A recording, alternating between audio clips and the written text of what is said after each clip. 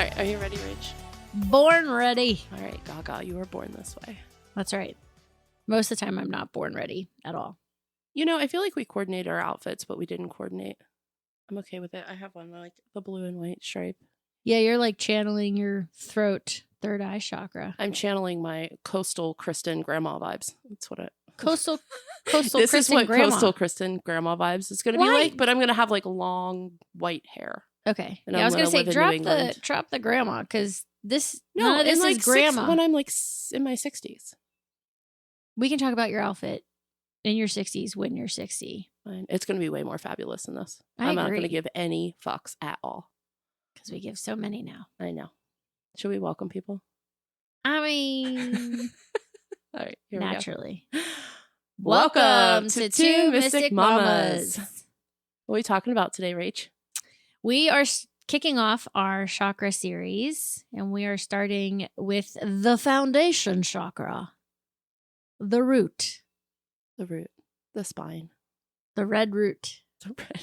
The red root. It sounds scandalous. Yeah. It's not scandalous. It's not. It sounds like Red Room. It sounds like what? Like Red Room. Like the BDSM Red Rooms. Oh. Or even like the Red Light District in Amsterdam. Well, there are red light districts around the world. Have you ever been to Amsterdam? I haven't, but my dad's told me. That sounds weird. I haven't, but my dad has. But my dad has. No, he did tell me about when he was like younger and he was traveling over there and like the girls and in the windows and stuff. It's not as, I guess, scandalous as one would think. I think different red light districts in different cities, because I do know that they exist in other cities. Amsterdam is the most famous one, right? And they have the windows, and you basically rent a room with a curtain that has a window, and then you display yourself in the curtain until someone decides that they want to come and partake. New retirement plan. In whatever activities you want to partake in. Anyways. I mean, what a great first conversation to have with our two lovely new interns here with us. I know. Welcome, guys. Welcome. Yeah. We also need loving cat names. Pet names. We'd like to give you both cat names. You guys are both a form of feline. Hey, kitty. And welcome all you cats and kittens to Two Mystic Mamas. Oh, bless. All right. I can't believe that show fucking took off like it did.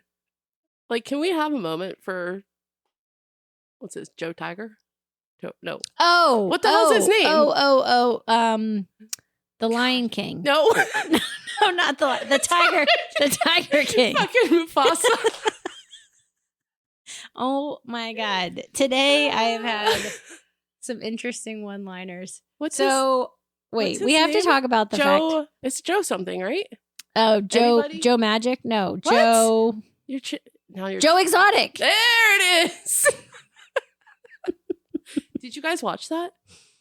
Okay, in 2020, they did a documentary about this fucking lunatic who has a big cat reserve, like out in Oklahoma, Iowa. I don't know, somewhere out in the middle of the country. And so he had this reserve with all of these big cats, and you could go and tour them. Almost like a spectator, you would be like, oh, let's go see some lions and some tigers. And they had all different types of big cats. But he had some extracurricular activities happening there. Like meth and having sex with his handlers? Yeah. But it like took off in 2020 because everything shut down and then everybody was watching this fucking nut job. Yeah. I mean, the documentary, if you're into documentaries, was... Are you going to call it a documentary? Really? I think it's what it is. It's like we could loosely call it a docu-series. Docu-series, yes. And then there's another woman that he has this giant feud with that also has an interesting past. And she also has one of these sanctuaries. And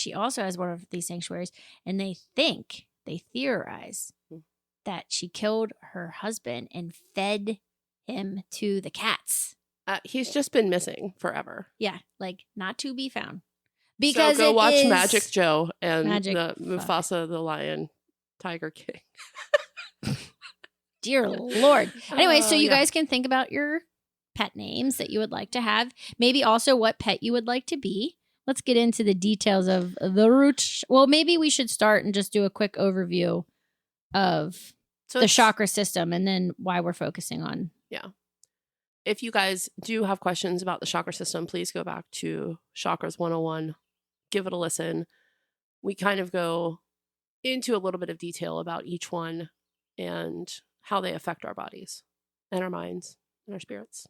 The root chakra is like our plug into the earth, right? And if our soul had like a USB, I feel like it would be the root chakra. It would start with the root chakra. Like the root chakra is super foundational to alignment, to how the other chakras are balanced and how they work. And if your root chakra is not aligned, it can be detrimental. It can have negative effects on your life. So maybe we could start there. Like, what does a underactive root chakra look like? Anxiety would be one. Big money fears. Yep. Is another.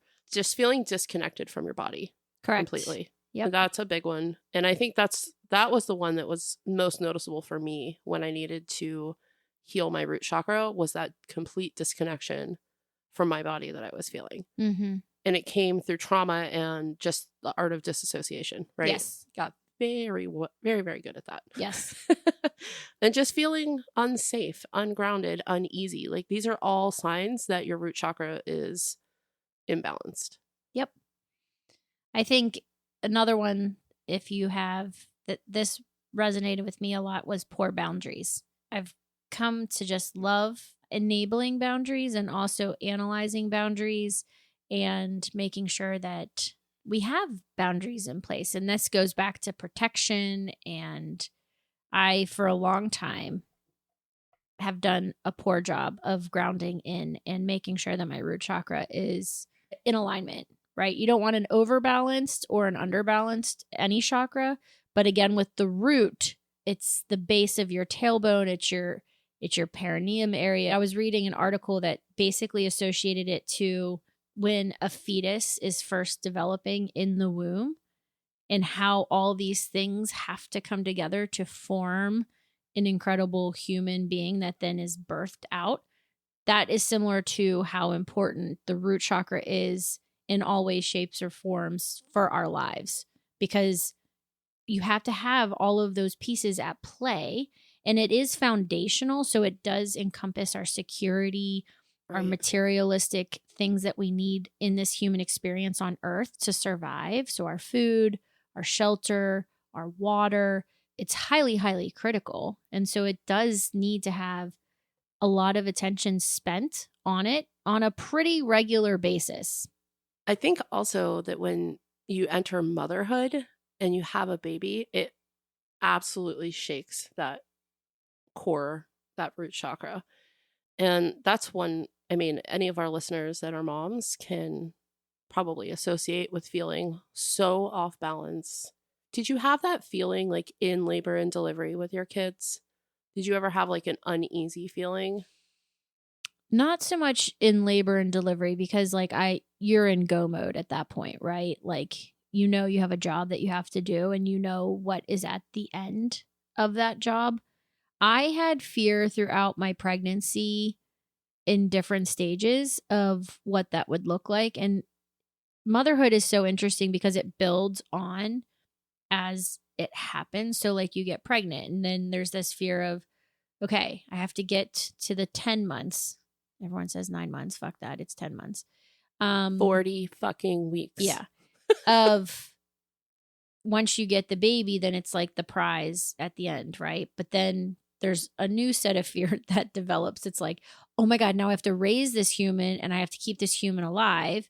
And then once you get over that, it's like, now you're moving into fundamentals and, you know, hand-eye coordination and gross motor skills. And motherhood is really interesting. But to answer your question, not in delivery. And I trusted my body. Right. I always had a deep sense of trust. And that's because I was raised by really strong women that had pretty easy pregnancies and deliveries. So I also trusted that because I think genetics does play a role in that. So I had a lot of support. I had really amazing friends also around me that were incredible mothers themselves and always just Trust your body. Trust your body. You were made to do this. Like, whether you choose to go down that path and have children or not, we're made to do this. We are made to hold life, create life, and deliver and bring life into this world. Did you have? No, I had a very different experience, but I also had a very, very hard labor and delivery with Evie because it was long and arduous. But yeah, my experience was not really fun. And I remember getting towards the end of my pregnancy and being like, oh, the physical part, I have to get this baby out of me. It wasn't the other parts that were scary to me. And every part of my labor and delivery was rough. Like, I ended up finally getting an epidural and they put it in the wrong spot and they had to redo it. I was literally projectile vomiting in the room while they're doing it. I'm contracting. It was terrible. And it just was forever. And so after I gave birth to her, I remember I just shook violently. Like, they couldn't get, it's like my body went into shock. Yep. They couldn't get me to stop shaking. It was wild. I shook with Graham because I had fallen asleep during the epidural. I didn't fall asleep during the epidural. What kind of monster are you? I fell asleep during the epidural. I fell asleep right after the epidural, and I woke up and Graham had progressed the whole way down the birth canal and literally was crowning, and I'm asleep. So my body started shaking uncontrollably, and the only way I could get my body to stop after he came out like a rocket ship. Yeah. That skin to skin. Until it took a minute to just recover. Right. So we talked a little bit about like what an underactive root chakra is and what some of the signs are. So if you have some of these signs, it is indicative that you have an unbalanced root chakra, but you can also have an overactive root chakra. And I would have to say men tend to have overactive root chakras a lot. It's the ego. I know you're waiting for me to say something inappropriate, but I'm going to hold it in this time.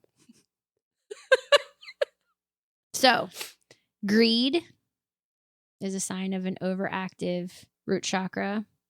Materialism, basing so much on the materialistic wealth of what you have, not who you are, what do you bring to the world. Excessive fear or aggression, controlling behaviors. Basically, if you're a fucking narcissist, your root chakra is just... You need punched right in the root chakra. Right in the root chakra. Oh, man. We could probably all think of a few narcissists we'd like to punch right in the root chakra. Which, if you're not paying attention, that would be where your vagina or your dick is. So, bam, right in that neck of the woods. Fun fact. Please lay it on me. When I was in elementary school, one of my favorite things to do was to kick boys in the nuts. And now I'm analyzing that to be like, you need to rebalance your root chakra. In preparing for this episode, I was trying to look for some supporting material that we can share with our listeners. And I found some really fantastic articles, one of which is by, her name's Precious Lee. She is a model. And it's a really, really well-written article. And the art is also incredible. It's by a Brooklyn-based artist. And she just had some really amazing things to say about the root chakra. The Sanskrit name for the root chakra is, I don't even know how to say it. I think it's Muladhara. Muladhara. Mm-hmm. Yeah, Muladhara. And then it's also you can do the mudra, like the hand. The OG Taylor Swift heart. Yeah. Well, this one is you bring them together. You like cross. I do know that there are different signs for each one of them. Yes. Yeah. So we'll have some visuals for you guys that you guys can check this out. But, when you're meditating or you're going into a yoga pose, because yoga really is fundamental too in the root chakra. Right. So Kundalini practices, this is where they're based in, is in the root chakra. And it is basically the visual representation of it is a snake. And it's this energy. It can be sexual energy. It can be passionate energy. And when people go through a Kundalini awakening, it's like a very, very intense process of awakening the serpent that's inside your root chakra and basically allowing that to come out. I know that they offer that around. You can find Kundalini yoga. It's a very specific type of yoga. I think the awakening is different. It's like a fasting process. It's like a whole spiritual process. I have a friend that started to go through it, and just being a mom of 2 young boys, I don't think she was ever able to like fully finish the process, but it is something we can look into. Yeah. And if there's any experts out there that want to come on and talk about the Kundalini awakening, we're here for it. I know one of the spiritual healers that I follow pretty religiously, and he has a pretty strong following, Kyle Gray. He does Kundalini yoga every day. Oh, Kyle Gass. He's back. Yeah. Yeah, that guy. That guy. Who knew Tenacious D was so spiritual? All right, so yes. I don't know. I'm trying to look to see if we want to. Maybe we can talk about some healing tools that people can use. Yeah. If they are working with this root chakra energy. Mm-hmm. There's obviously any of the healing tools that we use on a regular basis, crystals, grounding exercises. But I really think that creating an altar for yourself, for your root chakra, is like a really good place to start, right? Anything that's associated with the color red, the element of earth, maybe photos of your ancestors. You could put some herbs around, dandelion root, ashwagandha, nettle tea. Have you ever had nettle tea? I have not. I haven't either, but I hear nettles are motherfuckers. I know. That's why I'm like, I feel like I wouldn't want to make tea. I wouldn't want to grow it and make tea out of it. Mm-mm. My great grandmother used to give my mom a nickel for every nettle she would pick. Nickel. I'd be like, bitch, $50. Like, you're going to come out of that. This is your grandmother we're talking about. Great grandmother. Great grandmother. Hazel. Yeah, they just had 50s rolling out for nettles. We called her the crab. Was she a Cancer? No, she was a bitch. She was a crab. Like, Krabby Babby. Krabby Babby. I mean, I actually don't know if she was a Cancer as far as her zodiac. But yeah, we talk a lot about grounding. Grounding is probably, honest to God, the easiest thing that you can do. And it's almost immediate. Like, you just literally need to step outside. You need to get your feet on the ground. If you can't get outside, you can just do a meditation, like a mindful minute practice where you just envision yourself stepping onto the ground and growing roots through the bottom, from your root chakra, through your legs, down into the earth. Right. Like, the visualization is so powerful. And important. Of roots literally going into the earth. Into the ground, yes. And then you're pulling that energy, right? You're pulling the energy up through the earth, up through your legs, into your body. It's easy, it's simple, but what you do when you ground is you reset. You're allowing yourself to calm. You're allowing yourself to just be in the moment. So if you're having one of those overwhelmed type, like it happens with me with the kids, where I just get so amped up. They get me so triggered that I find myself being like, oh, I just need to breathe. Breathing's another one. Maybe some hip opening yoga if you're feeling triggered like that. But for some other people that aren't feeling that chaos, maybe they need to get outside and dance and stomp and drum and like literally just get their fucking energy moving. Yeah, there's so many exercises. Just get out into nature. And eat some root vegetables. Root vegetables.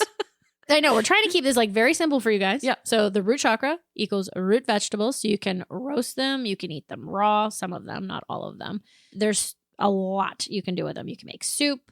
You can saute them. And root vegetables, there's a lot of them out there. And they're always in season. There's always a root vegetable that is in season at any point. So, what's your favorite root veggie? Well, I really like beets. You either like beets or you hate beets. Jeff can no longer eat beets because he says they taste like dirt. Because I told him that they kind of taste like dirt. But I love beets. Power of the mind. Power of the mind. What about you? I'm a sweet potato kind of gal. I love sweet potatoes. Yeah.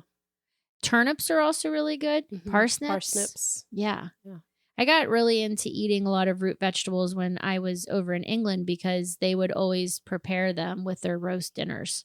Carrots, naturally. Carrots are pretty high in sugar, but that's probably the most popular root vegetable. I feel like compared to the sugar that you're going to drink in a beverage or oh, sure. Your Starbucks latte, eat the fucking carrot. You'll be okay. Yep. So root vegetables are good. Proteins are also associated with the root chakra, and red fruits and vegetables. Again, the color red is what represents the root chakra. Well, the same thing goes with crystals. You're looking at red jasper, garnet. Smoky quartz is another one. I know it's not red, but it does associate to the root chakra and amplifying the energy. Mm-hmm. This is one that has the rutile in it. I bought this at the Crow's Nest. I love that place. It has there's a lot of healing properties that come with crystals. And if you guys are unfamiliar with crystals, right, these are also elements that are found in the earth, and they have their own frequency and energy that they carry. They're not just pretty stones. You can pop them in your pocket. You can wear them on your body. You can set them on your altar. You can put intentions into them. So there's a lot that you can do with crystals. They're not just pretty rocks. Have you ever worked with any of the crystal sound bowls?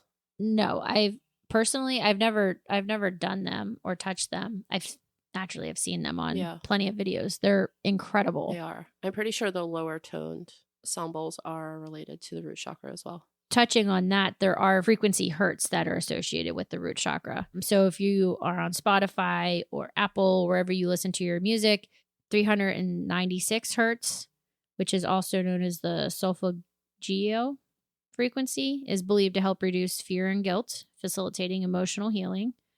432 is known as a natural tuning frequency. It's thought to promote harmony and grounding. 228 hertz. This is related to the root chakra as it aids with awakening and the balance. And then 256 hertz is also associated, believed to resonate with the energy of being rooted. And I like to listen to Hertz music. I mean, you'll hear a lot of Hertz music when you listen to meditations and do that. But I like to have Hertz music on in the background while I'm cooking, while I'm sleeping, while I'm in the shower. Just like any music that you listen to, there's going to be certain frequencies of music that feel uneasy for you to listen to, and others that actually feel really great and healing and transformative. Yep. No, I actually have a tattoo on my arm here that it says roots and wings in the middle of a small lotus and a large lotus. And when I was going through a really, really difficult time in my life and I was becoming the person that I am now today, the lotus was a reminder for me that the most beautiful things can grow up through the mud, right? And that's why I had this tattoo done. And Roots and Wings is funny because it was a choir song that I learned when I was like really, really young before I moved one time. And then it was just this reminder for me that I can be rooted into the earth and grounded into who I am and still have wings and allow myself to fly and do all of the things that I want to do in the world. And I just think it's an important reminder that, like, if you're looking for something to help you through this journey with your root chakra, that there are affirmations out there, that there are symbols out there. And just because we're giving them these ideas on the podcast doesn't mean that that's it. That's all, be all, end all, right? Just remember that you are safe and you are supported and you are allowed to feel at home in your body. Mm-hmm. And that's for me, like the big reminder with the root chakra is it's okay for me to be in my body. I don't have to disassociate and be somewhere else. Yes. I like to do that often. And it is important for me as well to call myself back home and to bring it in. And I think the other beautiful thing, first of all, I love that your tattoo speaks to you and it means something, because that's what tattoos should be. They should be something for you, not for anybody else. And I think it's also important that when we're starting this series with the root chakra because it's the foundation. Naturally, you can do a meditation that balances all of your chakras. But when you really get into it, and I've been on my spiritual awakening journey now for almost 2 years, my root is still my most problematic chakra. in the sense that I have to revisit my root chakra. I have to ground myself into Mother Earth.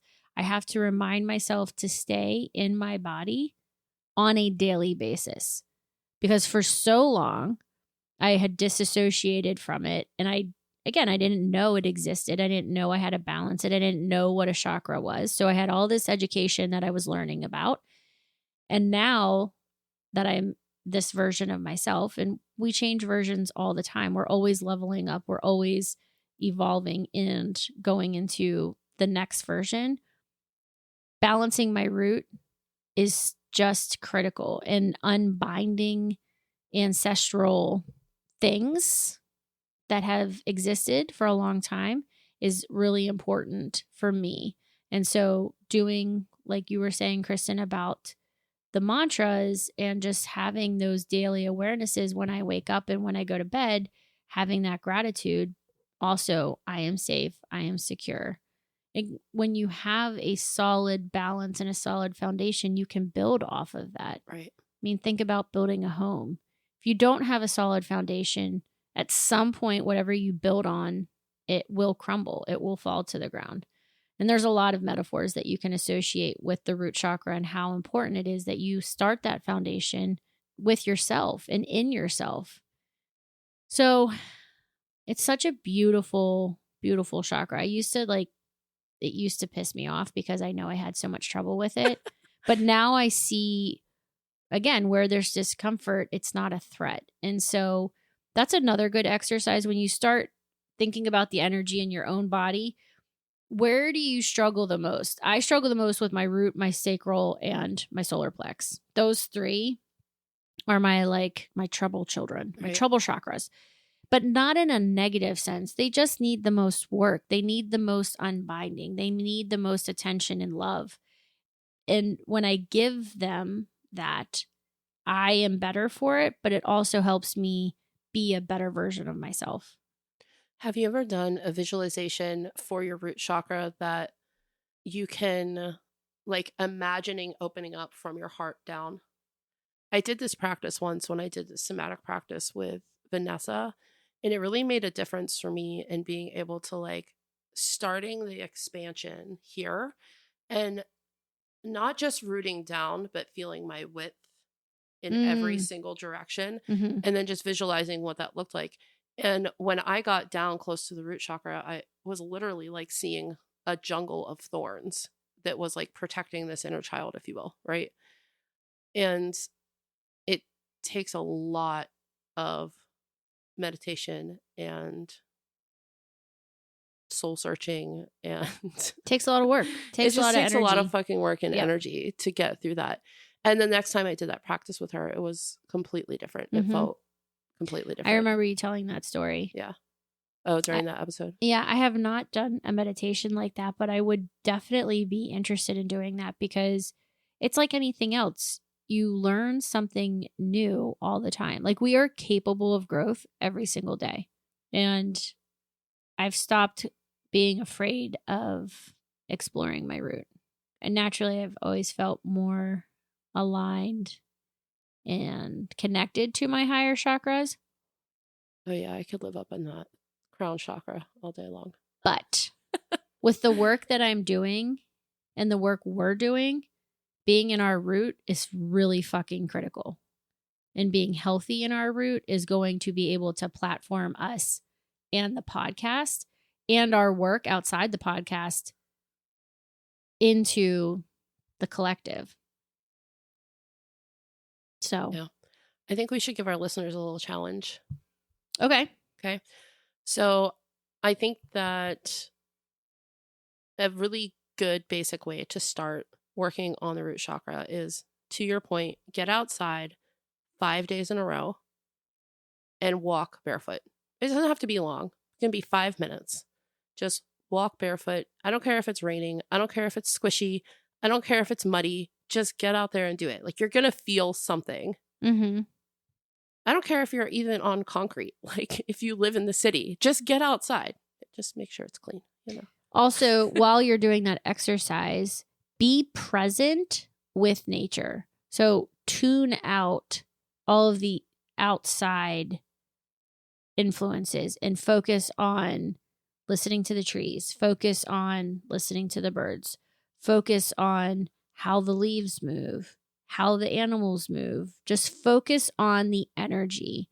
I've been doing card pulls this week, and it's all been, well, most of it, all of my cards primarily have been with Archangel Ariel, which she is the angel of nature. She is the embodiment of the animals and the creatures. And so that resonated with me.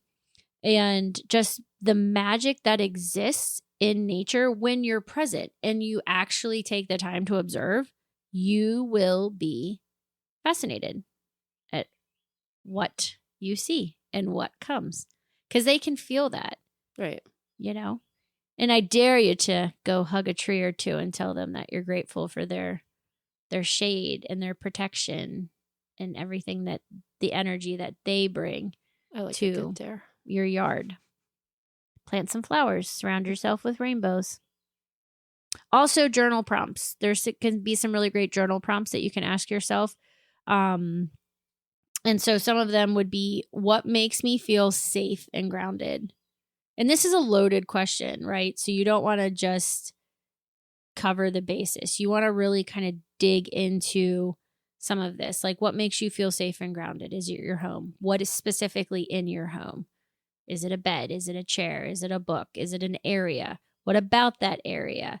Really try to get as detailed as possible and let the thoughts just flow. Don't control them. When you're journaling and you're in a place where you're just letting your thoughts come, you will be amazed at what is able to flow through. And then you can reread it and be like, oh my God, that makes so much sense. Right. Oh my God, I haven't really thought about that. Like, what feels good? Mm-hmm. What people, places, rituals, like if you have a coffee ritual in the morning that just makes you feel good, or you have somebody that you run into every single day, or a friend that you just feel your best when you talk to them, or people that you can surround yourself with, a community you can surround yourself with, and just start to write about that, because you're going to see those patterns repeating themselves, and that's where you want to go. Yes. You want to go to those people. And take initiative with people that make you feel good. Don't think, well, I don't want to ask them to go do, get dinner or coffee because they're probably busy. Fucking ask the question. Right. Surround yourself with people that make you think about yourself in a way that brings up the best qualities in you, that you feel that joy. And then on the same breath, start distancing yourself from people that do the exact fucking opposite. Yep. And I don't give a shit if they're family. Yep. Even more so if they're family. Family, friends, toxic, get the fuck out. No. Bye-bye. Yep. Because all that's doing is it's really a form of self-sabotage. If you are going to continue to surround yourself with people that you know are not going to support the journey that you're on, you're going to continue to put yourself into the same cycle, into the same patterns, the same behaviors. Make one step towards getting out of that. Right. And if you truly want to level up and you truly want to be doing what is your purpose, your divine purpose here, you have to start recognizing those things. You have to put, again, boundaries. When you establish boundaries, it will help to align your root chakra in a really healthy way, because you won't be living in fear. You won't be living in that world of anxiety and all of the things that come when you have to be around people that just drain you and suck your energy. Fun. All right. Let's bring it on home. Send them away. That just made me think of Rusted Root. Send me on my way. I once dated a guy that told me that he thought for the longest time that it was Semi and the Whale. Excuse me, what? That's what he thought that they were saying. I'm glad you did not date this man. Semi and the Whale. Any further, I would. Did you know? Fun fact: you guys know Rusted Root? You young little babies. It's a Pittsburgh-based band, and "Send Me on My Way" is their most famous claim to fame song, and it is such a good song. And we will associate it 100% with this podcast episode, because we will send you on your way into starting the Chakra Series. Now I have "Come Sail Away" stuck in my head. You went the whole opposite direction. I know. Come sail away. Send me on my way.